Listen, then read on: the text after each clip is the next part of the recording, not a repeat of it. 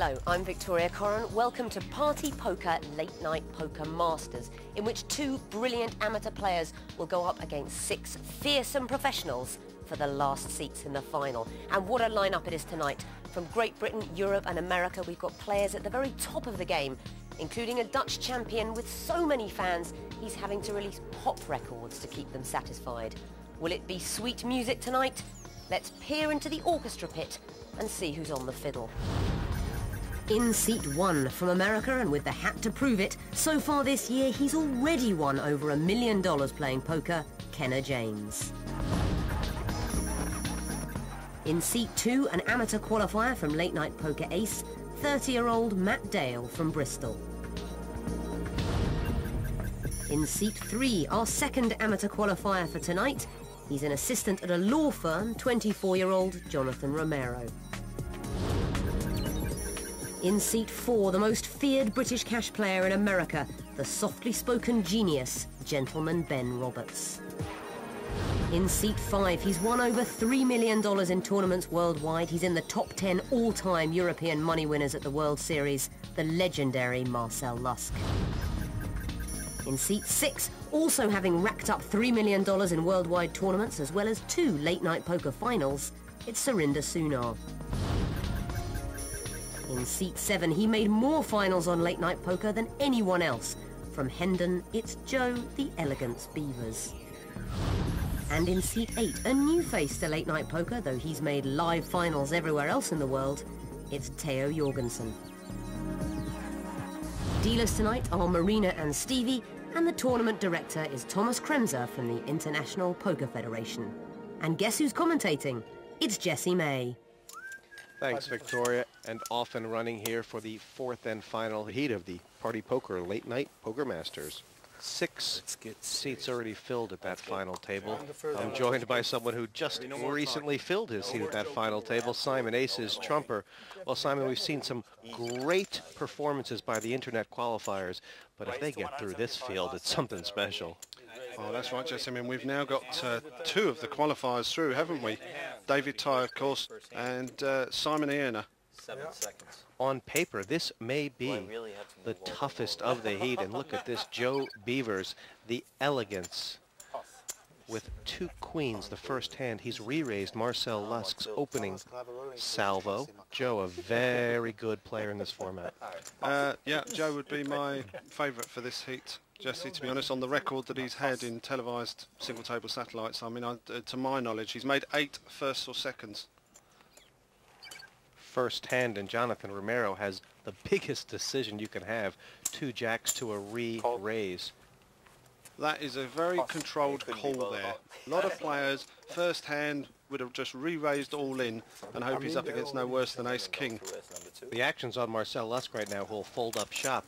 And the danger here, Simon, is that if it comes all rags, how can Romero get away from this? Well, that ace will save Jonathan Romero, to be quite honest. Well, there's no way he can do his stack anymore. And Joe Beavers might think Romero has him beat. How ironic. Pair of queens, pair of jacks, and the man who started all the betting, Marcel Lusk, with an ace-deuce, would have been out-flopping the 2 of them. It's gone, check, check, and this is a nice little straight draw now for Romero. He's got outs, 7 or a queen. Still happy to check it down, I'm sure, both of them. Joe's not going to separate a chip from his stack. The elegance never does chips early in one of these formatted televised heats. And how ironic, if Jonathan Romero does hit his jack on the river, it'll make Joe Beavers a straight.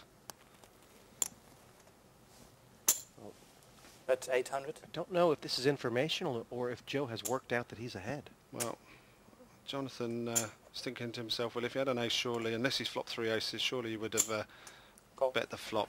I still think my jacks are good, and I've got outs if it's not. Thank you, Joe. Thanks, Jonathan. Here's the river. Changed nothing. This pot's pretty big, over 3,000 first pot.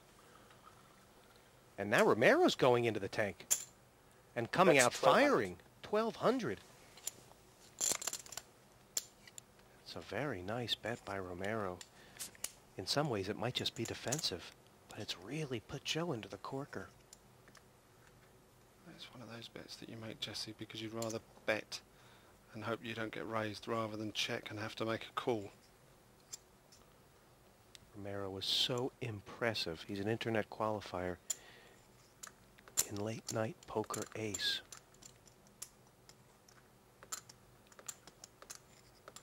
All his gut instincts are telling him to call, I can tell you that. If it was a cash game, he would have called already, but Joe's a tournament player. He's laid him down. First strike for Jonathan Romero. Just one click of the He mouse. played it tricky. One click of the mouse. Got the money. Another of our late night poker ace qualifiers, and wow, the quality of the play of these guys is just amazing.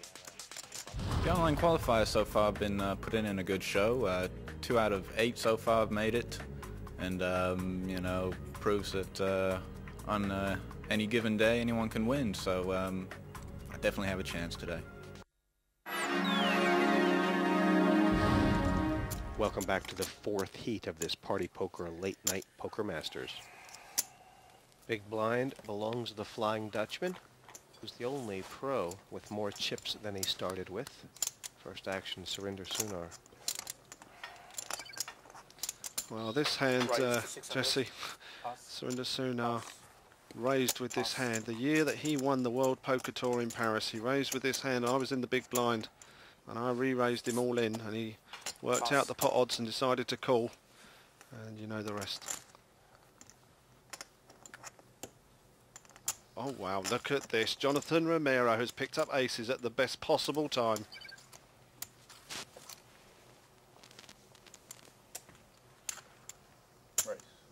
Romero may very well get paid seriously here. Pass. If Surinder flat calls, this would be amazing. With the ace-king suited is allegedly the 3rd best starting hand behind aces and kings. Some players put it ahead of queens in the rankings. So he's sitting looking at the 3rd best possible hand in Hold'em. There's only 2 hands that he's worried about, aces or kings. Well, it was.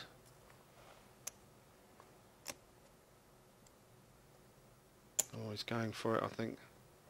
Was he thinking about pushing?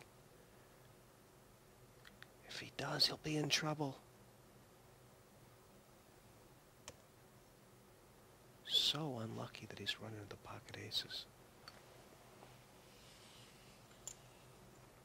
He's done it, Jesse. He's put all the chips in, and of course we know that Jonathan Romero is definitely calling. Surinder Sunar, very unlucky here to walk into one of the 2 hands he does not want to see, aces or kings. Surinder Sunar made the final table of the very first late night poker. He's a star, he's a champion, but even he can do nothing about ace-king versus aces. Flop comes. 5 of spades. Amazing. Surinder's got a lot of outs. 3 aces for Romero, but a flush draw for Sunar. Yeah, you're absolutely right, Jesse. 8% to 21. Raise on the flush draw. Here's the check. No, it's all over. We lose Surinder Sunar, and Jonathan Romero, the internet qualifier who came 8th in the late night poker race final, is now massive chip leader in the 4th heat of Late Night Poker Masters. So unlucky for Surinder, one of the greatest players to watch. A pleasure to see him in action.